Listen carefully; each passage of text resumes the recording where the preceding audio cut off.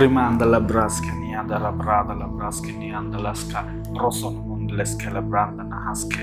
Thank you Lord Jesus, thank you Lord Jesus. फिर से स्वागत है आपको परमेश्वर का उपस्थिति में।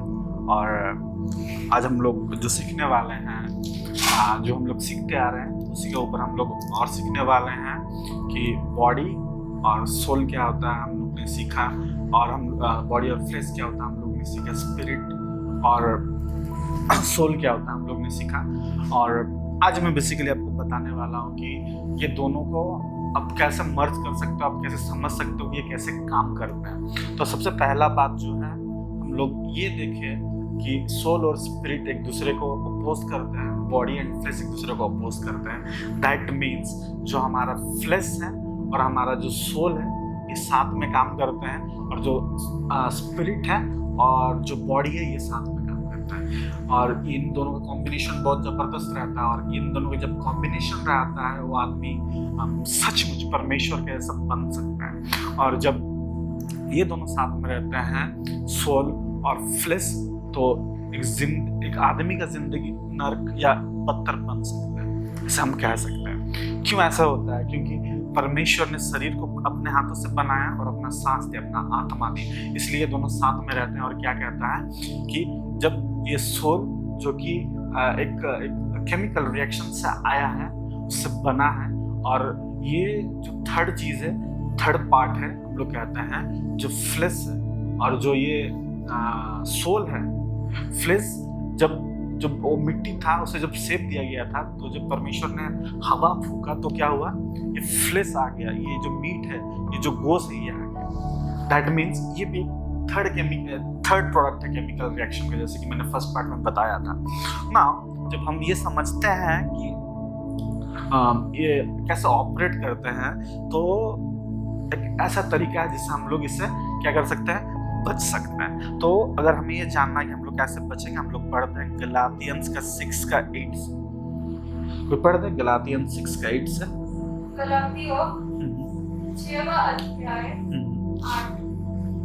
क्योंकि जो अपने शरीर के लिए बोता है, जो अपने शरीर के लिए बोता है, वो शरीर के द्वारा विनाश की कटनी काटेगा, और जो आत्मा के लिए बोता है, वह आत्मा के द्वारा अनंत जीवन की कटनी काटेगा। राइट, ये एक सीक्रेट है जिससे आप क्या कर सकते हैं, ये सोल और ये फ्लेश से डायरेक्टली एग्जिट मार के आप बॉडी और स्पिरिट में एंटर कर सकते हैं। और क्या कहता है ये कि जो क्या करता है, अपना फ्लेश में बोता है, जो अपना शरीर का मतलब हम क्या बतला रहा है, जो फ्लेश में बोता है वो क्या करता है, क्या कटनी काटता है, रूइन एंड डिस्ट्रक्शन का कटनी करता है। हिंदी में क्या कहता है? रूइन का मतलब है तो बर्बादी, और और वो बर्बाद हो जाता है। बाइबल क्या बतलाता है कि वो रूइन हो जाता है, और डिस्ट्रक्शन को ऑर्गेनाइज करता है। बट जो क्या करता है, जो आत्मा में बोता है, वो क्या करता है, वो अनंत जीवन का कटनी को काटता है, अनंत जीवन का कटनी को काटने पाता है। सो एक रास्ता है कि ये विकेटनेस से हम लोग जो बच सके हैं, वो ये है कि हम लोग यहाँ बोए, आत्मा में, स्पिरिट में बोए। और क्या बतलाता है कि अगर हम लोग क्या में बोते हैं, फ्लेश में बोते हैं, अगर हम लोग इस शरीर में और फ्लेश में बोते हैं, फ्लेश का मेन 3 डिजायर होता है। एक खाना पीना, दुनिया का प्लेजर्स, और तीसरा होता है सेक्स। ये 3 जो होता है, ये फ्लेश का 3 मेन होता है, इसके अलावा और कुछ नहीं होता। फर्स्ट है खाना पीना, दूसरा है दुनिया का मौज मस्ती, एक्सपीरियंस करना क्या होता है, दुनिया का हर तरह की चीज एक्सपीरियंस करना क्या होता है, और तीसरा क्या होता है, सेक्सुअल डिजायर्स होता है। ये 3 चीज फ्लेश का मेन कैरेक्टरिस्टिक्स है। अगर ये 3 चीज आप में पाए जाते हैं, बहुत लोग, आप जानते हो कि अभी टिकटॉक है, इंस्टाग्राम है, उसमें दिन रात लगे रहते हैं। मतलब क्या है, ये एंटरटेनमेंट में लगे हुए, दुनिया में जो उपलब्धियां हैं हमें एक्सपीरियंस करना है, हमें एक्सपीरियंस करना कि इंस्टाग्राम कैसा होता है, ये टिकटॉक कैसा होता है, लोग हमें देखें, लोग हमें जाने, लोग हम फेमस होना चाहते हैं। ये फ्लेश का मेन होता है। दूसरा होता है खाना पीना, हम बहुत खाना, ये खाना चाहते हैं, दुनिया भर का टेस्ट करना चाहते हैं, ये करना चाहते हैं, वो करना चाहते हैं। आप लोग को में भी पता होगा जो ये कोरोना वायरस आया, इसी के चक्कर में है।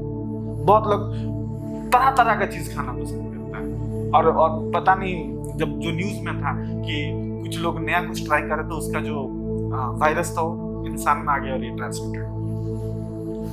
कोरोना वायरस फ्लैश के चलता है, सेक्सुअल डिजायर्स, आपका एड्स, बहुत सारा चीज होता है।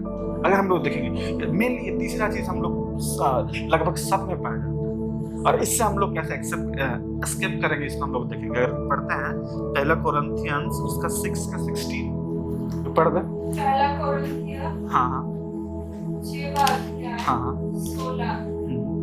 क्या तुम नहीं जानते कि जो कोई वेश्या से संगति करता है हाँ वह उसके साथ एक तन हो जाता है, ओके क्योंकि लिखा है हाँ वे दोनों हाँ एक तन होंगे। हाँ और जो परमेश्वर की संगति में रहता है वह उसके साथ एक आत्मा हो जाता है। एक मिनट, क्या कहता है जो एक व्यभिचारी के साथ क्या करता है, संगति करता है, फेलोशिप करता है, तो क्या होता है वो उसका एक शरीर हो जाता है, एक फ्लेश हो जाता है।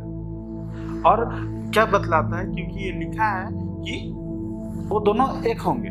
मतलब आप अगर किसी व्यभिचारी के पास जा रहे हो, उसका अर्थ एक में मतलब आप भी क्या हो, व्यभिचारी।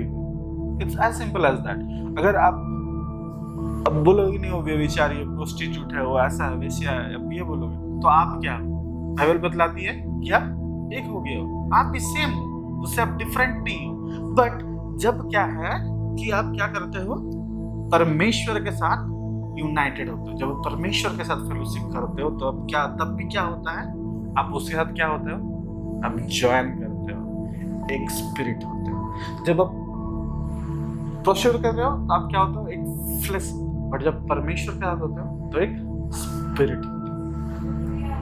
तो फ्लेश हमेशा डिस्ट्रक्शन की ओर लेके चलेगा, बट जो स्पिरिट होता है वो हमेशा परमेश्वर की ओर लेके जाएगा, परमेश्वर की चीजों और आपको खींचेगा।